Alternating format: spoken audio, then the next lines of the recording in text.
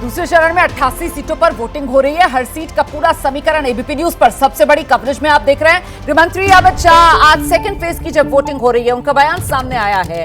अमित शाह जोरदार अंदाज में कांग्रेस पर बरसे और साथ ही कह रहे हैं कि कांग्रेस कहती है पर्सनल लॉ को आगे बढ़ाएंगे, जबकि मोदी सरकार यूसीसी को लेकर प्रतिबद्ध है। क्या देश शरिया के आधार पर चलेगा?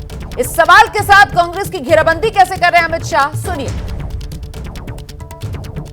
दूसरे चरण का मतदान पूरे देश भर में चालू है और अब तक का जो रुझान है, लोग भारी संख्या में वोट दे रहे हैं।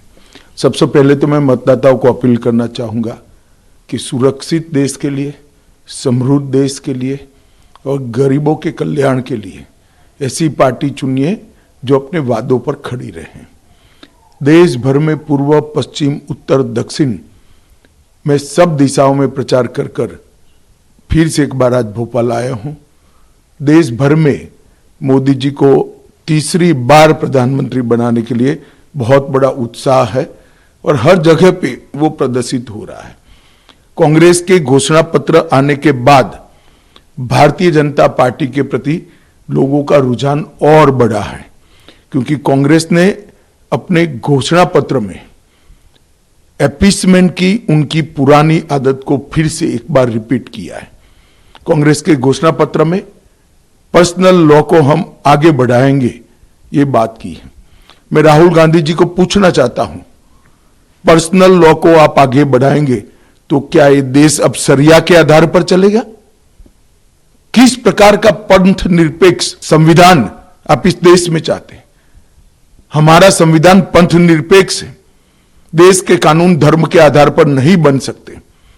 भारतीय जनता पार्टी ने अपने घोषणा पत्र में स्पष्टता के साथ कहा है, हम यूनिफॉर्म सिविल कोड को लाएंगे। सभी पंथ मजहब के लोगों के लिए एक ही कानून होगा। हमने ट्रिपल तलाक समाप्त किया है, यूसीसी की शुरुआत की है, उसको हम आगे बढ़ाएंगे। राहुल गांधी जी पर्सनल लॉ की बात करते हैं, वो देश को खंड खंड तोड़ने की बात है और शरिया के आधार पर क्या यह देश चलेगा? किसी एक धर्म के कानून के आधार पर यह देश नहीं चल सकता। ये देश में पर्सनल लॉ नहीं चल सकते। ये भारतीय जनता पार्टी का फर्म बिलीफ है। मोदी जी ने जो गरीब कल्याण के काम किए हैं, उसके कारण गरीबों में मतदान का बहुत उत्साह है। दलित,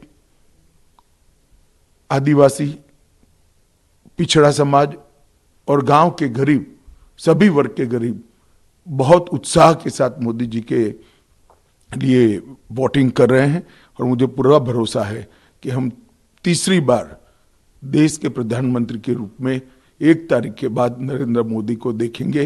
ये सब भारतीय जनता पार्टी के कार्यकर्ता और करोड़ों देशवासियों की भावना।